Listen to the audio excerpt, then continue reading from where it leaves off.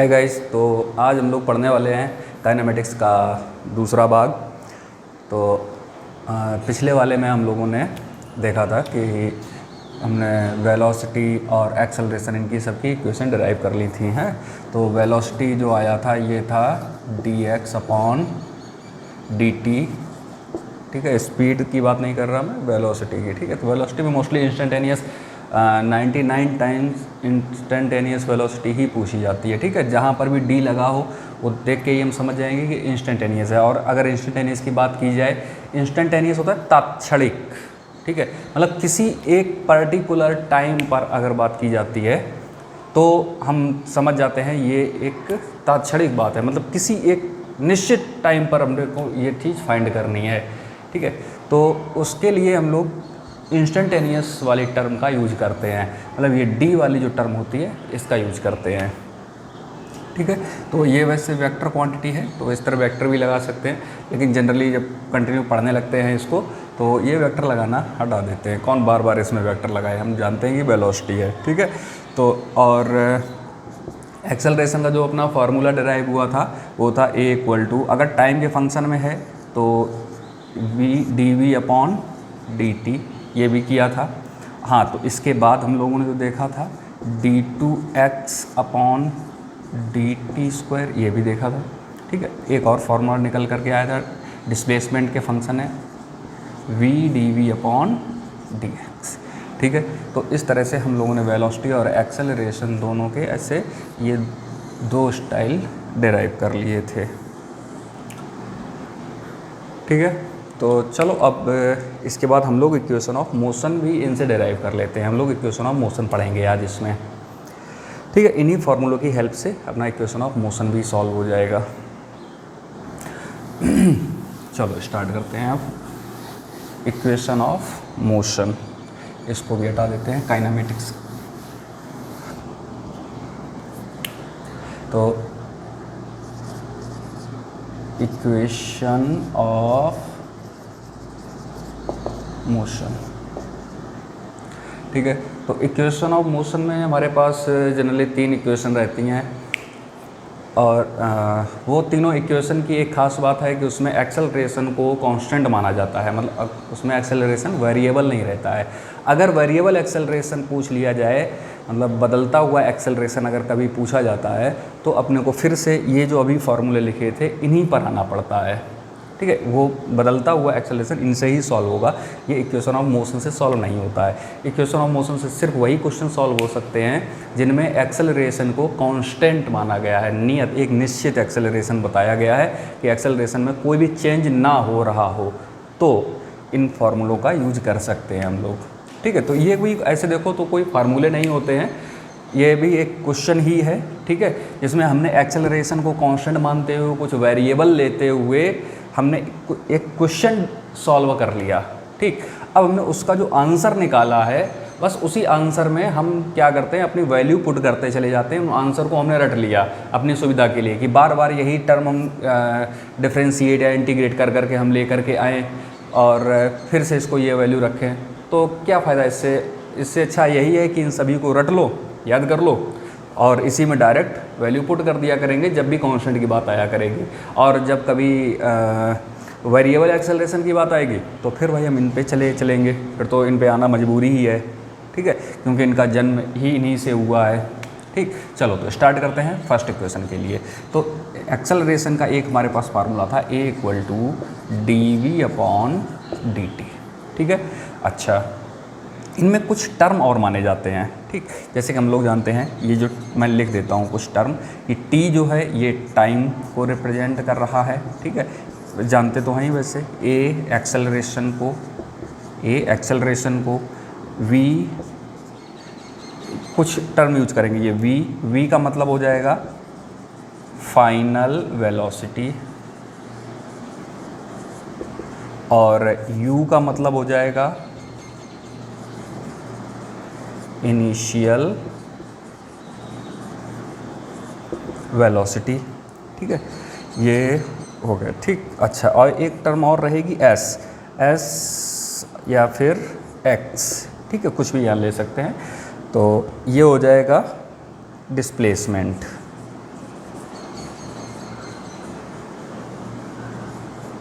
ठीक है। तो इतनी टर्म हम ये टर्मोलॉजी को यूज करेंगे, ठीक है। इनको भी नोट करते चलो। इसको हटा देते हैं, मेरे बोर्ड पर जगह नहीं रहेगी। अच्छा चलो, तो स्टार्ट करते हैं अब इसको ज़रा देखो। अपने को इसमें फाइनल वेलोसिटी फाइंड करनी होती है, ठीक है। तो इसको इधर सरका के ले जाए, ठीक। dt को इधर भगा दो, ये एलिमेंट नीचे वाला, तो हमारे पास देखो बचेगा dv equal to a dt, इस तरह से हो जाएगा, ठीक है। अच्छा, अब ये एलिमेंट तो ऊपर ऊपर आ गए, इसका मतलब ये हो गया इंटीग्रेशन, ठीक है। अच्छा, इंटीग्रेट करेंगे अब इसको, तो इंटीग्रेशन, अब इसमें लिमिट भी तो अपने को लगानी है, ठीक है। लिमिट कहाँ से कहाँ तक लगाएं? अच्छा, यहाँ तो हम रख सकते हैं कि जहाँ से हमने ऑब्जर्व करना स्टार्ट किया वहाँ पर हम टाइम को 0 कंसीडर कर लेंगे, और जहाँ तक देखा वहाँ तक का टाइम t ले लेंगे, ठीक है। टाइम में तो इतना चल जाएगा, ठीक। अच्छा, अब देखते हैं, जब हमने ऑब्जर्व करना स्टार्ट किया था तब जरूरी थोड़ी पार्टिकल रेस्ट पे ही हो, वहीं से चलना उसने स्टार्ट किया। हो सकता है कोई जैसे रोड पे चलता चला आ रहा है, तो जब हमने उसको देखा कि तभी उसने चलना स्टार्ट किया, वो तो पीछे से ही चलता चला आ रहा था, ठीक है। तो जब हमने ऑब्जर्व किया तब उसकी कोई वेलोसिटी थी, जब ऑब्जर्व करना स्टार्ट किया तब उस समय, तो ये इनिशियल वेलोसिटी माना जाएगा, ठीक है। और जब तक हम उसको देख सके लास्ट तक, तो वो उसकी क्या रहेगी? फाइनल वेलोसिटी, ठीक है। तो इस तरह से इस पर ये लिमिट पुट कर दी गई, ठीक। चलो, अब इसको इंटीग्रेट कर देते हैं। अच्छा, हम लोग जानते हैं कि dv का इंटीग्रेशन v होता है, ठीक है।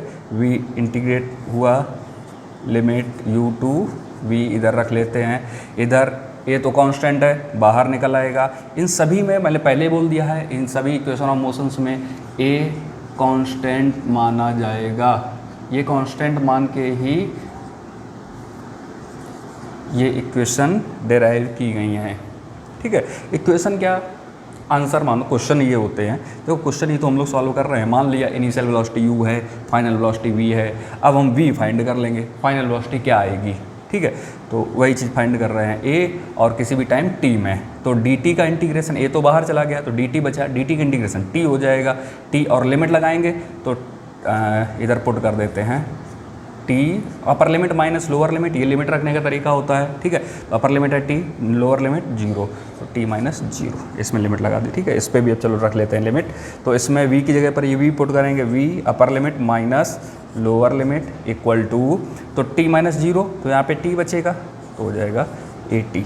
तो हो गया v इक्वल टू, इसको ये माइनस उधर ले जाएंगे, plus u plus 80, equation number first, ठीक है। इस तरह से इक्वेशन नंबर फर्स्ट को डेराइव कर सकते हैं, ठीक है। चलो, इक्वेशन सेकंड भी इधर कर लेते हैं, ठीक। अच्छा, सेकंड के लिए हम एक काम करें, v इक्वल टू, सेकंड में डिस्प्लेसमेंट आ जाएगा, ठीक है, और वेलोसिटी भी रहेगी, ठीक। तो इसको हम यहाँ से ले लेते हैं, v equal to dx upon dt, ठीक है। अपने को डिस्प्लेसमेंट फाइंड करना है अब इसमें, तो dx इक्वल टू हो जाएगा v dt, ठीक है। अच्छा, तो अब एक काम करते हैं, ये देखो फिर से वही एलिमेंट बन गए, तो इंटीग्रेशन की हेल्प लेंगे, लिमिट लगाएंगे, इधर तो t है तो टाइम की लिमिट इधर पुट करेंगे, टाइम की तो 0 से t पुट कर लेते हैं, इसमें कोई दिक्कत ही नहीं, ठीक है। अब यहाँ पर ऐसा मान लो कि जहाँ से स्टार्ट किया हमने देखना वहाँ पर वही हमने ओरिजिन मान लिया, ठीक है। x1 से x2 भी लगा सकते हो, उसमें कोई दिक्कत नहीं है, ठीक। वो भी एक डिस्प्लेसमेंट आ जाएगा, या चेंज इन डिस्प्लेसमेंट हम लोग उसको मान सकते हैं, लेकिन हमें सुविधा रहे और हर जगह ऐसा आता है या x लिख लेते हैं, तो इसके लिए यहाँ पर 0 ही कंसिडर कर लेते हैं, ठीक है। तो 0 से x ले लो या s ले लो, ठीक है, s ले लेते हैं, ठीक, क्योंकि यही हमारे फार्मूले में हर बुक में दिया होता है, तो इसलिए इसको उठा लिया, ठीक है। चलो, अच्छा, अब v की वैल्यू को हम इक्वेशन नंबर 1 से पुट कर लेंगे, ठीक है। v की वैल्यू क्या है, u प्लस 80, इसको यहाँ पर पुट कर देंगे, तो ये हो जाएगा हमारा, v की जगह पर आ जाएगा u plus 80 dt, integration 0 to t, ठीक है। अच्छा, अब पूरे को इंटीग्रेट कर देंगे, dx का इंटीग्रेशन तो x हो जाएगा, और लिमिट रखेंगे s माइनस 0, तो s बचेगा, ठीक है। s इक्वल टू, अब इसको भी इंटीग्रेट करेंगे, तो u, इसको इंटीग्रेट करना तो आता ही होगा, ठीक है। अगर नहीं आता तो एक बार मैं करके दिखा देता हूँ, ठीक है। तो ऐसे अलग अलग सभी को करते हैं, प्लस माइनस हो सबको अलग अलग करते हैं, तो u dt प्लस 80 dt, इस तरह से दोनों को अलग अलग इंटीग्रेट करेंगे, 0 to t, 0 to T limit put कर लेंगे यहाँ पर, ठीक है। अच्छा तो यहाँ पर u तो कांस्टेंट हो गया, यहाँ पर a कांस्टेंट हो गया, ये दोनों बाहर निकल जाएंगे, तो यहाँ पर सिर्फ dt बचेगा, dt का इंटीग्रेशन t हो जाएगा, तो s इक्वल टू, और t की लिमिट लगाएंगे t माइनस 0, तो t बना रहेगा, ठीक है। पिछला भी हम लोग कर चुके हैं, तो ऐसे डायरेक्ट रख सकते हैं ut प्लस, अच्छा a बाहर निकला, t को इंटीग्रेट किया तो t का इंटीग्रेशन हो जाता है t स्क्वायर बाई 2, ठीक। तो a तो बाहर निकला, इसका इंटीग्रेशन हो जाएगा t square by 2, limit put करेंगे t माइनस 0, तो यही बना रहेगा, ठीक है। तो ये आंसर हो गया, ठीक। तो इसको अच्छे स्टाइल में अगर पढ़ना चाहें तो ऐसे भी बोलते हैं, s equal to U T, जो अपनी किताबों की लैंग्वेज हम लोग बचपन से जो सिखाया जाता है पढ़ना है इसको, ये इस तरह से s equal to U T plus half a T square, ठीक है। ये सेकेंड इक्वेशन डेराइव हो गई, ठीक। इससे डिस्प्लेसमेंट हम किसी भी पार्टिकल का निकाल सकते हैं, किसी भी बॉडी का डिस्प्लेसमेंट फाइंड कर सकते हैं, ठीक है। चलो थर्ड इक्वेशन तरफ चलते हैं। तो थर्ड इक्वेशन के लिए एक ही फार्मूला और बचा अब हमारे पास, a equal to V D V upon D X, ठीक है। ये एक और रह गया, ठीक। अब चलो इसमें dx को इधर भगा देते हैं, तो इधर बचेगा v dv equal to a dx। अच्छा तो इंटीग्रेट भी कर दें, दोनों साइडों को इंटीग्रेट किया। अब देखो इधर dx हो गया है, तो 0 से x, देखो यहाँ पर भी s जिन्होंने लिमिट लगाई थी, तो 0 से s की लिमिट यहाँ पुट कर लेते हैं, ठीक है। dx के लिए जो ये एलिमेंट होता है बस इसी की लिमिट पुट की जाती है, ठीक। अब यहाँ पर वेलोसिटी का एलिमेंट है, ठीक है। तो इनिशियल वेलोसिटी तो हमारी u रहती है, u कंसीडर की थी तो u लिख लेंगे, फाइनल वेलोसिटी v हो जाएगी, ठीक है। तो इसको अगर इंटीग्रेट करेंगे ये हो जाएगा v स्क्वायर बाई 2 और limit u to v equal to, ये तो कांस्टेंट होगा बाहर आ गया, तो dx का इंटीग्रेशन x हो जाएगा, x की लिमिट पुट करेंगे तो s हो जाएगा, ठीक है। तो as, ओके। अब चलो यहाँ पर लिमिट पुट कर देते हैं, तो v square minus U square upon 2 ये आ जाएगा, v square minus U square upon 2, ये तो रहेगा ही रहेगा। चाहो तो इसको बाहर भी निकाल लो, 1/2 बाहर कर लो, फिर इस पर लिमिट रख लो, ठीक, इक्वल टू as। अब 2 को हम इधर ले जाते हैं, तो v square minus U square equal to हो जाएगा 2as। ये भी काम करती है, ये भी इक्वेशन। थोड़ा और आगे बढ़ाना चाहो तो ऐसे भी लिख सकते हो, इसको u को आगे उधर कर दो, तो ये हो जाएगा v square equal to you square plus 2as। जैसे भी आपको याद रहे उस स्टाइल में इसको याद रख सकते हो। ये दोनों ही स्टाइल अपनी किताबों में मिलते हैं, बहुत सारी किताबों में यही वाला दे देते हैं और कुछ किताबों में इसको थोड़ा और आगे बढ़ा के यहाँ से देते हैं, ठीक है। तो इस तरह से हम तीनों इक्वेशन प्लॉट कर सकते हैं, और इन सभी इक्वेशन की खास बात यह है कि इसमें एक्सेलरेशन को कांस्टेंट माना गया है। अगर पूछा जाता है कि क्वेश्चन है कि इन इक्वेशन में क्या चीज़ कांस्टेंट है इक्वेशन ऑफ मोशन में, तो हम बता सकते हैं कि इसमें एक्सेलरेशन कांस्टेंट है और कुछ भी इसमें कांस्टेंट नहीं है, ठीक है। चलो अच्छा, तो इस पर कुछ अब हम लोग इक्वेशन ऑफ मोशन का यूज भी कर लेते हैं, एक आध कुछ सवाल कर लेते हैं इसका। इस पे जो क्वेश्चन आएंगे अभी तक जो भी आए हैं बहुत छोटे छोटे से क्वेश्चन आए हैं, बिल्कुल भी इसमें कॉम्प्लिकेशन नहीं है, बिल्कुल भी ऐसा नहीं किया कि IIT की तरह खूब भारी भारी से क्वेश्चन इसमें डाल दें। बहुत एकदम हल्का हल्का पिद्दी सा क्वेश्चन आया है, इस मार्कर का भी यूज कर लेते हैं, बेचारा बुरा मान जाएगा, ठीक है। चलो एक एग्जांपल कर लेते हैं। जैसे अपने को दिया जाए कि एक कार है, a car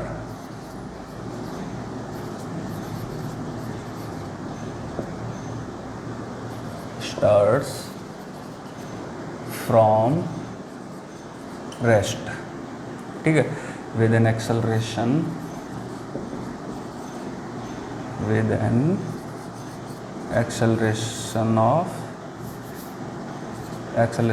2 meter per second square, okay, find the velocity of car।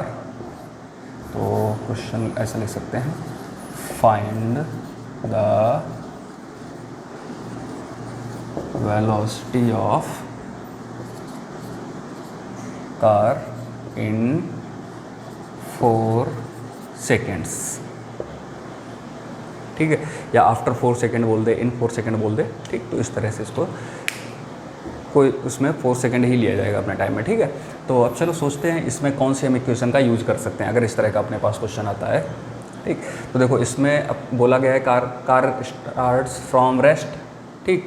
तो रेस्ट से स्टार्ट हो रही है, जहाँ पर भी आ जाए रेस्ट से स्टार्ट हुआ तो वहाँ पर हम इनिशियल वेलोसिटी 0 ले लेंगे, ठीक है। मतलब अपने को दिया गया है कि जो इनिशियल वेलोसिटी है वो 0 है, ठीक है। अच्छा, पूछा क्या गया है भाई, फाइनल वेलोसिटी अपने से पूछा गया है। दिया क्या गया है, दिया तो गया है एक्सेलरेशन, एक्सेलरेशन दिया गया है 2 का, और टाइम भी अपने को दिया गया है 4 सेकेंड, ठीक है। इतना ये अपने पास डेटा है। अच्छा, इस डेटा को देख के हम लोग थोड़ा गैस करते हैं कि ये कौन सी इक्वेशन इसमें यूज हो सकती है, ठीक। तो first equation v equal to U plus AT, first equation v equal to U plus, अगर याद नहीं है तो अपने को याद रखने पड़ेंगे, ठीक है। तो और second equation s equal to ut plus half AT square, और third equation v square equal to you square plus 2as, ठीक है। इस तरह से लिख सकते हैं। तो अब इसमें चेक करते हैं, देखो डिस्प्लेसमेंट की इसमें कहीं भी बात नहीं की गई, ठीक है। इसमें भी सेकंड में भी डिस्प्लेसमेंट है, थर्ड में भी डिस्प्लेसमेंट है, फर्स्ट में डिस्प्लेसमेंट नहीं है, तुम लोग फर्स्ट इक्वेशन का ही यूज कर लेते हैं इसमें, ठीक है। v equal to U plus AT का, ठीक। तो v देखो अपने पास यही तो पूछा गया है, और u 0 दिया गया है, प्लस a 2 दिया गया, इंटू t 4 दिया गया है, ठीक है। सभी को पुट किया तो ये जो आंसर आया हमारा 8 मीटर पर सेकेंड आंसर। तो इस तरह से हम ये क्वेश्चन, इस क्वेश्चन को सॉल्व कर सकते हैं, ठीक है। चलो नेक्स्ट क्वेश्चन देखते हैं। हाँ, तो जैसे एक ये क्वेश्चन मान लो गिवन है, ठीक है। इसमें मैंने 2 क्वेश्चन एक साथ ऐड करने की कोशिश करी। देखो फाइंड एक्सेलरेशन एंड डिस्टेंस, ठीक है। डिस्टेंस मानो डिस्प्लेसमेंट लिख लो, ज़्यादा अच्छा रहेगा।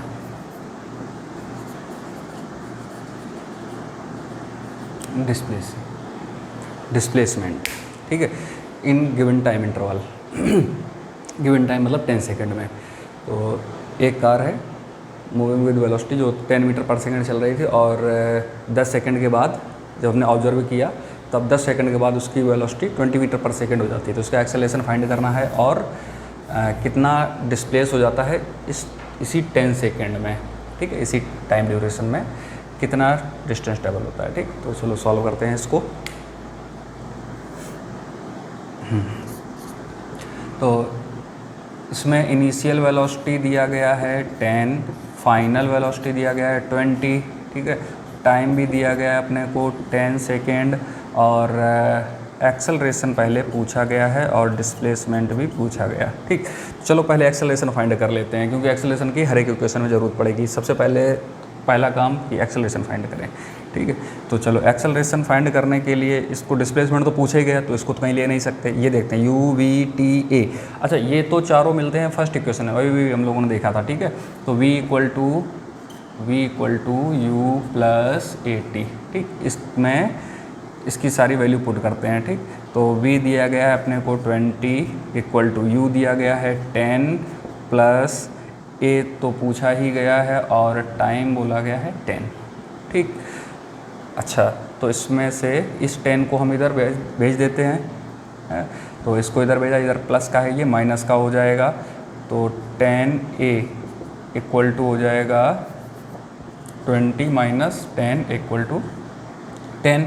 तो इस 10 से इस 10 को हम डिवाइड करेंगे तो ये कैंसिल हो जाएंगे, तो a इक्वल टू बचा 1, ठीक है। 10 डिवाइड बाई 10 यही तो होगा, 10/10 1 रहता है, ठीक। तो एक्सेलरेशन आ गया हमारे पास 1 मीटर पर सेकेंड स्क्वायर, ठीक। चलो अच्छा, अब डिस्प्लेसमेंट देखना है। अच्छा, डिस्प्लेसमेंट हम ये टाइम का यूज़ करके भी कर सकते हैं, और वेलोसिटी का यूज़ करके भी कर सकते हैं। मतलब सेकंड इक्वेशन और थर्ड इक्वेशन दोनों से ही हम डिस्प्लेसमेंट फाइंड कर सकते हैं। दिखाता हूँ मैं तुमको कैसे ये करते हैं, ठीक। चलो एक्सेलरेशन अपने पास एक रिजल्ट आ गया, इसी रिजल्ट का यूज होगा अब, ठीक है, दोनों ही इक्वेशंस में। तो सेकंड इक्वेशन से पहले करते हैं, जैसे s equal to ut plus half AT square, ठीक है। तो डिस्प्लेसमेंट अपने को जानना है, तो एस इक्वल टू यू अपने को दिया है गिवन है 10 और टी भी है 10 प्लस हाफ इंटू ए दिया गया है 1 इंटू टाइम दिया गया है 10 सेकेंड और इसका स्क्वायर है तो 10 का स्क्वायर हो जाएगा 100, ठीक है। तो ये हो गया 100 प्लस और ये हो जाएगा 50, तो 100 plus 50 equal to 150 metre answer, ठीक। अच्छा, थर्ड इक्वेशन का अगर यूज़ करना चाहें तो V square equal to you square plus 2as, इसका भी यूज़ कर सकते हैं। तो इसमें सारी वैल्यू पुट करेंगे तो ये हो जाएगा 20 का स्क्वायर मतलब हो जाएगा 400 इक्वल टू ये 10 स्क्वायर 100 प्लस 2 इंटू ए तो 1 है इंटू एस फाइंड करना है, ठीक है। चलो इसको इधर करते हैं तो 400 माइनस 100 तो हो जाएगा 300 और ये 2s तो 2s इक्वल टू 300 तो s इक्वल टू 300/2 मतलब 150 मीटर। सेम आंसर देखो आ गए इन दोनों से, तो दोनों ही इक्वेशन का यूज़ कर सकते हैं इसमें, ठीक है। तो इसी तरह के इसमें क्वेश्चन मिलेंगे और इसके लिए जो भी एक कुछ PDF भी मैं इसमें इंक्लूड कर दूंगा, डिस्क्रिप्शन में इसकी PDF लिंक डाल दूंगा, वहाँ से आप PDF ले करके इस पे और क्वेश्चन प्रैक्टिस कर सकते हैं, ठीक है। तो इस तरह से ये अपन लोग इक्वेशन ऑफ मोशन को पढ़ सकते हैं, ठीक है। इस पर इससे ज़्यादा क्वेश्चन पूछे भी नहीं जाएंगे, बहुत ही सिंपल बहुत ही ईजी रहते हैं इसके PGD के क्वेश्चन इन टॉपिक से, ठीक है। इस पे जो थोड़ा सा हायर रहता है वो आता जा करके है हीट वगैरह में, हीट में और कुछ थोड़ा बहुत मॉडर्न में चला जाता है, मॉडर्न फिजिक्स में, वहाँ पर थोड़ा इसका स्टैंडर्ड थोड़ा सा स्टैंडर्ड इसका बढ़ता जा करके। ऐसा भी नहीं कि उसमें भी कुछ खतरनाक से दे दें, बस थोड़ी सी ग्रेजुएशन की बातें पूछ लेते हैं बस, और उसमें भी कुछ नहीं ऐसा करते हैं। तो रहता बहुत ही ईजी है, जो भी ये फिजिक्स है अपना काफ़ी ईजी सा इसमें जाता है, ठीक है। चलो अब इसमें मोशन अंडर ग्रेविटी भी आ जाता है, मतलब कोई एक बॉल ड्रॉप भी कर सकते हैं, नीचे से ऊपर भी फेंक सकते हैं, ये भी क्वेश्चन इसी में रहते हैं। तो देखते हैं इसका भी एक क्वेश्चन कि जैसे एक कोई एक बॉल था जो नीचे से फेंका गया 10 मीटर पर सेकेंड से, ठीक है। अब पूछा जाएगा कि इसमें बताओ इसकी मैक्सिमम हाइट क्या होगी, कितनी मैक्सिमम हाइट तक जाएगा, तो एच मैक्स या फिर मैक्सिमम हाइट लिख लेते हैं, मैक्सिमम हाइट क्या होगी, ठीक है, पहला। दूसरा पूछ सकते हैं कि इसका पूरा टाइम ड्यूरेशन क्या होगा, कि यहाँ से देखो ये यहाँ तक जाएगी, यहाँ तक मैक्सिमम हाइट तक, और वापस भी तो आएगी ये, ठीक है। तो इसको बोलते हैं टाइम ऑफ फ्लाइट, ठीक, फ्लाई करने का टाइम। अब यही टर्म अपनी चलती चलेगी प्रोजेक्टाइल मोशन तक में, ठीक है। और सभी में एक ही जैसा आता चला जाता है, मैं आपको दिखा भी दूंगा कि सब में एक जैसा ही लगभग सभी का जो स्टाइल होता है वो रखने का एक ही होता है, बस उसी के बेस पे हमारे ये रिजल्ट बदलते चले जाते हैं, ठीक है। तो इसका पूरा टाइम ड्यूरेशन कितना होगा, कब तक ये हवा में रहा, तो इसको बोलते हैं टाइम ऑफ फ्लाइट, ठीक है, हवा में उड्डयन काल इसे बोला जाता है, ठीक। वैसे ये प्रोजेक्टाइल मोशन में ज़्यादा पढ़ा होगा, लेकिन इसमें भी पूछ सकते हैं तो लिख सकते हैं इसको भी ऐसा, इसमें कोई ऐसी दिक्कत वाली बात नहीं, कोई मनाही नहीं है, ठीक है। अच्छा, और इसमें फाइनल वेलोसिटी पूछ सकते हैं, तो फाइनल वेलोसिटी के लिए एक बात समझ लो, फाइनल वेलोसिटी के लिए हमेशा जब मोशन अंडर ग्रेविटी हो, ठीक है, मतलब ग्रेविटी का फोर्स आ रहा हो, तो वहाँ में उस कंडीशन में हमेशा याद रखना कि जो फाइनल वेलोसिटी या किसी भी पॉइंट पर वेलोसिटी पूछें, तो अगर एक वेलोसिटी दे देते हैं, जैसे जाने वाला वेलोसिटी इधर 10 मीटर है, तो इसी पॉइंट पर आने वाला वेलोसिटी जब इधर डायरेक्शन होगी तो इस पॉइंट पर ये 10 मीटर पर सेकेंड ही होगा, ठीक है। इसके यहाँ पर अगर देखोगे तो कम मिलेगा, यहाँ पर देखोगे तो 10 मिलेगा, और इसके नीचे अगर गिरने लग जाए कुछ मान लो गड्ढा टाइप का हो, तो अगर नीचे इसके गिरने लग जाता है तो इसकी वेलोसिटी 10 से ज़्यादा होती चली जाएगी, ठीक है। और सेम लेवल पर वेलोसिटी दोनों की सेम रहेंगी, जो स्पीड दोनों की है वो सेम रहेगी, बस डायरेक्शन अपोजिट होंगे, ठीक है। तो फाइनल वेलोसिटी तो हम बता भी सकते हैं कि ये अगर इनिशियली यहाँ से 10 पर फेंका गया है तो इसी पॉइंट पर फाइनल वेलोसिटी 10 मीटर पर सेकेंड होगी, बस उसकी डायरेक्शन टूवर्ड्स ग्राउंड होगी, टूवर्ड्स सरफेस ऐसा बोल सकते हैं, सरफेस की तरफ इसकी वेलोसिटी की डायरेक्शन होगी। ठीक, चलो अच्छा, तो अब ये दोनों पॉइंट भी फाइंड कर लेते हैं, मैक्सिमम हाइट क्या रहेगी हैं। तो इसमें जो एक्सेलरेशन रहेगा वो ग्रेविटी का रहता है। ओके, तो देखो ग्रेविटी का एक्सेलरेशन का डायरेक्शन क्या होगा, हमेशा नीचे की तरफ।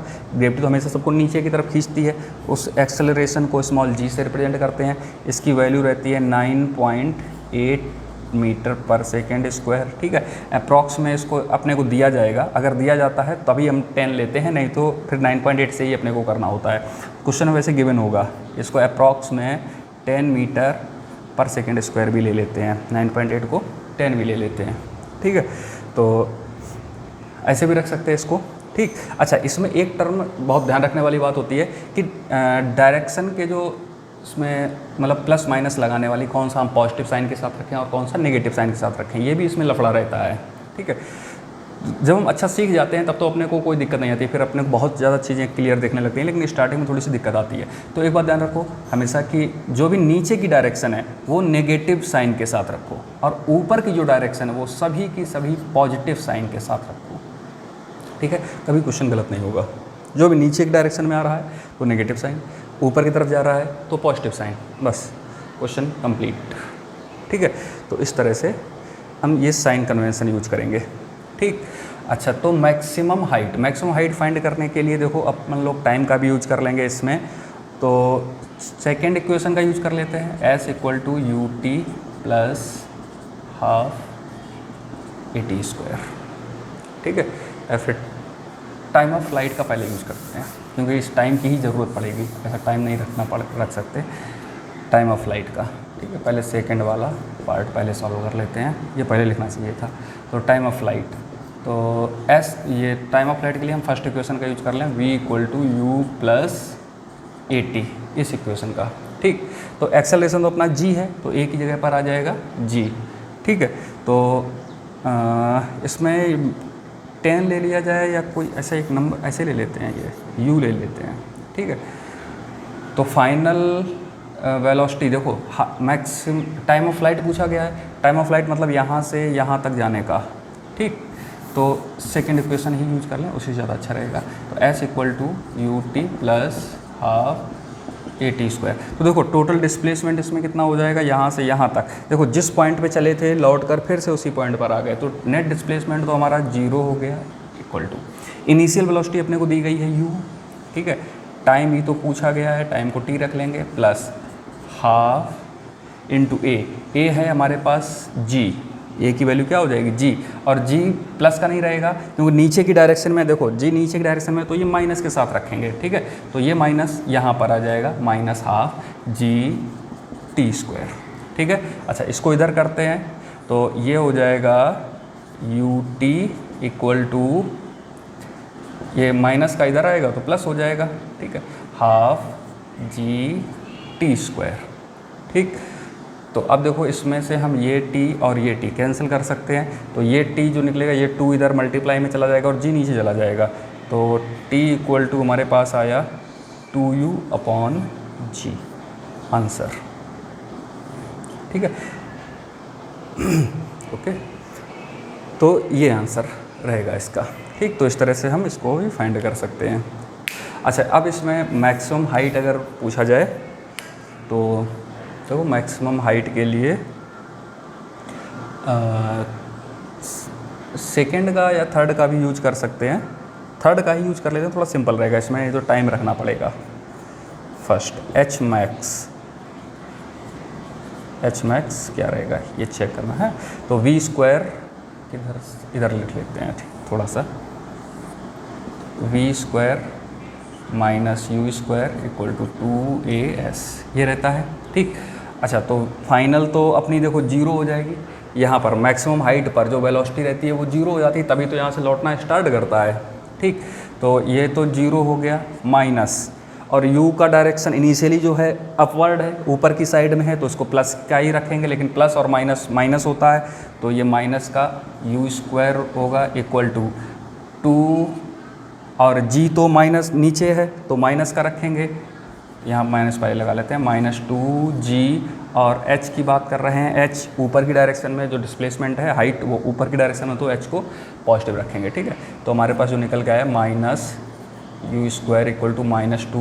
-2gh। ठीक है, तो माइनस से माइनस को कैंसिल कर दो, तो आ गया u² = 2gh, u² = 2gh। ठीक, अपने को तो h चाहिए, तो इसको सभी को इधर करें, h = हो जाएगा u² / 2g। ठीक है, देखना यही रिजल्ट से, इसी रिजल्ट से हम आपको कंपेयर करा देंगे प्रोजेक्टाइल मोशन का, सेम इसी से कंपेयर हो जाता है, जैसा इसमें लिखा है बिल्कुल सेम टू सेम यही स्टाइल होता है उसको भी लिखने का। ठीक, तो ये हो गया, तो एच मैक्स जो अपना आया है, एच मैक्स वो ये रहा। ठीक है, मैक्सिमम हाइट ये रही अपनी। ठीक है, तो इस तरह से हम इसमें मोशन अंडर ग्रेविटी भी इसमें अप्लाई कर सकते हैं। ठीक, चलो एक क्वेश्चन इसका और करते हैं कि जैसे किसी को ऊपर से ड्रॉप कर दिया जाए, ये तो नीचे से ऊपर को फेंक लिया, अब ऊपर से नीचे अगर कोई बॉडी ड्रॉप की जाती है तो उसको कैसे सॉल्व करेंगे।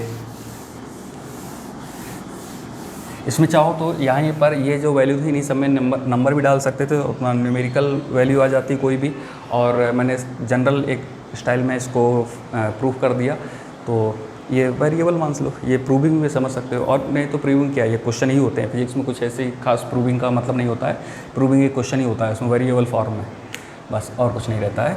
ठीक है, तो अगर मान लो किसी भी बिल्डिंग से, किसी टावर से एक बॉल को ड्रॉप कराया जाता है। ठीक है, तो ड्रॉप का मतलब होता है, जैसे ये बॉल है, इसको बोला गया ड्रॉप्ड। ठीक है, ठीक, ड्रॉप्ड बोले या फिर रिलीज बोले, रिलीज्ड बोल दे। ठीक है, तो इन सभी का मतलब होता है इनिशियल वेलोसिटी 0। इन दोनों का मीन्स क्या होता है, u = 0। ड्रॉप और रिलीज, इनका ये अर्थ होता है। ठीक है, मतलब 0 से इसको स्टार्ट किया। ठीक है, अच्छा, और तो इसकी हाइट अगर h ले लेते हैं, इस पूरे टावर की हाइट h कंसीडर की गई है, तो पूछ सकता है यहाँ से यहाँ तक आने में टाइम कितना लगेगा, यहाँ पर फाइनल वेलोसिटी कितनी होगी। ठीक, तो चलो टाइम भी इसका कैलकुलेट कर लेते हैं और इसकी फाइनल वेलोसिटी भी देख लेते हैं, फाइनल वेलोसिटी क्या होगी। ठीक है, तो टाइम जो इसका रहेगा, क्या लिख रहा मैं भी, t क्या होगा ये फाइंड करना है, और फाइनल वेलोसिटी मतलब v क्या होगा, ये दोनों चीज़ें इसकी फाइंड करनी है, जबकि इसको h हाइट के टावर से ड्रॉप किया गया है। ठीक है, और तो इसका एक्सेलरेशन बोला जाएगा g रहेगा, भाई g, तो g ले लेते हैं, g की तो वैल्यू नीचे को रहेगी, डाउनवर्ड रहेगा, g हमेशा यहीं से लगना स्टार्ट हो गया। तो इनिशियली तो ये 0 से ड्रॉप कराया गया, फाइनल वेलोसिटी अपने से पूछी जा रही है। ठीक है, तो ठीक, तो फाइनल वेलोसिटी भी फाइंड कर सकते हैं। फाइनल वेलोसिटी चलो यहाँ से देख लेते हैं कि थर्ड इक्वेशन से, v² - u² = 2as, इस तरह से। ठीक, तो यहाँ पर इनिशियल तो हमारा 0 है, फाइनल कुछ आएगा v ही रहेगा, v² = 2 माइनस का g माइनस है इसलिए। ठीक है, पूरा रखते हैं, 2 - g, और s, ये h भी देखो नीचे को ही आ रहा है। ठीक है, तो इसको भी -h रखेंगे। ठीक, क्योंकि h का भी डायरेक्शन नीचे को ही है। ठीक है, तो नीचे के डायरेक्शन हमें सभी निगेटिव लेने थे, तो ये माइनस साइन के साथ रहेगा। ठीक, तो ये देखो माइनस इंटू माइनस तो हो जाएगा प्लस, तो ये होगा 2gh, इस तरह से। ठीक, तो v = आ गया √2gh। ठीक है, तो इस तरह से हम इसको सॉल्व, ये फाइनल वेलोसिटी निकाल ली। ठीक, अच्छा, टाइम निकालना है अगर, तो टाइम के लिए हम सेकेंड इक्वेशन का यूज़ कर लेते हैं, s = ut + ½ at²। तो यहाँ से यहाँ तक का जो डिस्प्लेसमेंट है वो है -h, प्लस नहीं, नीचे को है तो -h। इनिशियल वेलोसिटी तो 0 थी, तो ये पूरी टर्म हो जाएगी 0।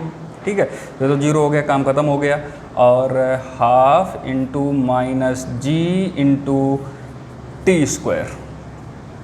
ठीक है, तो देखो ये एक माइनस इधर, ये माइनस माइनस दोनों कैंसिल कर दो, तो ये इधर चला जाएगा, 2g नीचे आ जाएगा, तो t = जो हो जाएगा टी स्क्वायर रहेगा 2h/g, और रूट स्क्वायर हटाएंगे तो रूट आ जाएगा, तो t equal to under root 2h/g। Answer ये मेरा, ठीक है।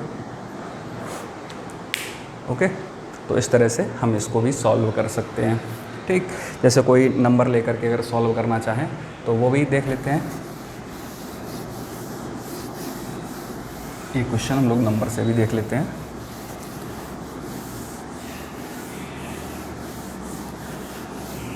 कि अगर अपने को मान लो दिया गया है एक टावर की हाइट है 100 मीटर, ठीक है। एक बॉल को यहाँ से ड्रॉप कराया गया है, ठीक। बताओ इसकी फाइनल वेलोसिटी क्या होगी और यहाँ से यहाँ तक आने का टाइम क्या होगा। इसको टाइम ऑफ फ्लाइट भी बोल सकते हैं, ठीक। तो बताओ यहाँ से यहाँ तक आने का टाइम और फाइनल वेलोसिटी, ठीक है। तो फाइनल वेलोसिटी याद रखो v equal to √2gh, v equal to under root 2gh, ये हमेशा याद रखो यही आएगा, ठीक है। अंडर रूट 2gh, बस ये होगा, ठीक। चलो फाइनल वेलोसिटी बहुत जल्दी फटाफट हम लोग फाइंड कर लेते हैं। अंडर रूट 2 और g का वैल्यू यहाँ पर मान लो गिवन है 10 मीटर पर सेकेंड स्क्वायर, ठीक। ये अपने को गिवन ही होगा। अगर नहीं दिया जाता है तो हमें 9.8 लेना पड़ता है, नहीं दिया जाए तो 9.8 से करना पड़ता है। वैसे तो 9.8 की तभी ज़रूरत पड़ती है तो उसके हिसाब से कुछ ऐसा डेटा दिया गया होगा, वो बहुत आसानी से कट जाता है, ठीक है, तभी इसका यूज़ कराते हैं, ठीक। और वैसे जनरली हम 10 का यूज़ कर लेते हैं। तो 2 × 10 × अब यहाँ पर देखो ये तो हमने रिजल्ट का यूज़ कर लिया है, ठीक। इसलिए हम इसमें नीचे के साइन एन की कोई ज़रूरत नहीं है, ठीक। अगर जैसा बेसिक से मैंने यहाँ से स्टार्ट किया था, अगर उसी तरह से सॉल्व करता तो इसमें ज़रूरत थी, ठीक, तब साइन के साथ इसमें पुट करते, ओके। और h भी है 100, ठीक है। तो ये हो जाएगा अंडर रूट 2000 मीटर पर सेकंड आंसर, ठीक है। और चाहो तो बाहर भी कुछ निकाल सकते हैं इसमें से। इसमें ये देखो 20 हो जाएगा, 20 × 100 आ जाएगा, तो 100 को बाहर निकालेंगे तो हो जाएगा 10 अंडर रूट 20 20 में भी कुछ कर सकते हैं क्या, 10 अंडर रूट 20, और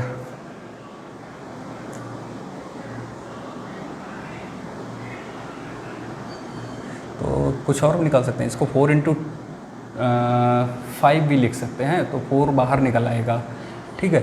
तो 4 बाहर निकल आएगा, 2 निकलेगा, ठीक। तो 20√5 भी लिख सकते हैं, ठीक है, ये भी हो जाएगा, समझा।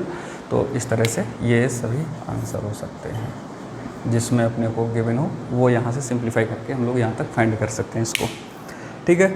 तो इस तरह के अपने को अगर कोई भी क्वेश्चन मिलते हैं तो हम इन्हें सॉल्व कर सकते हैं, ठीक। ये भी क्वेश्चन इस टाइप का भी एक पूछा गया है, वही मैंने पूरा एग्जैक्ट डेटा नहीं याद है, लेकिन ये देखा था इस तरह के क्वेश्चन पूछे गए हैं। बस इतने ही इजी से क्वेश्चन रहेंगे, इसमें कोई भी मुझे ऐसा नहीं दिखा कि हार्ड कहीं पर भी हो। अगर टाइम की बात है, इसमें टाइम छूट गया, टाइम नहीं फाइंड किया, चलो लिख लेते हैं 100 मीटर ये था, तो टाइम कितना लगेगा, t इक्वल टू जो हमारा रिजल्ट आया था अंडर रूट 2h/g। अगर ये नहीं याद रहता है तो तुरंत सेकंड इक्वेशन पर पहुंच जाओ, सेकंड इक्वेशन से ही कर लो, ठीक, उसमें भी कोई ऐसी दिक्कत नहीं रहेगी। तो ये याद रहे तो ज़्यादा अच्छा रहता है, और नहीं याद रहे तो सेकंड इक्वेशन से लगाओ, कोई भी टाइम नहीं लेता है। याद रखो s कितना है 100, लिखो नहीं बार बार, s equal to t plus half t square, ये में नहीं लिखना है। तो s और नीचे को है तो -100 इक्वल टू, ड्रॉप किया गया है, इनिशियल वेलोसिटी 0 रहेगी, तो half into -g into T square, ठीक है। तो माइनस से माइनस को कैंसिल किया, ये इधर चला जाएगा, g को हम 10 कंसीडर कर लेते हैं, ठीक है। तो ये हो जाएगा 10 से इसका एक 0 कैंसिल हुआ, ये इधर गया, 20 इक्वल टू टी स्क्वायर, तो t equal to under root 20 मतलब 2 अंडर रूट 5, ठीक है, सेकेंड, इतना टाइम लगेगा, आंसर आ गया, ठीक है। और चाहो तो इसमें डायरेक्ट वैल्यू रख सकते हो तो भी यही आंसर मिल जाएगा। देखो अंडर रूट 2 × h 100/g 10 हो जाएगा, इससे ये अंडर रूट 20। तो ये याद रहें तो ज़्यादा अच्छा रहता है, नहीं भी याद रहें तब भी कोई ऐसी दिक्कत नहीं रहती है, क्योंकि कितना याद रखोगे इतना भारी सा सिलेबस रहता है, ठीक है। चलो तो अपना ये स्ट्रेट लाइन मोशन यहीं पे इसको कंप्लीट करते हैं। ठीक है, अब इस पर अपने को सिर्फ क्वेश्चन प्रैक्टिस करने की ज़रूरत है और प्रोजेक्टाइल मोशन हम लोग लेकर के आते हैं नेक्स्ट लेक्चर में। ठीक है, तब तक के लिए थैंक यू।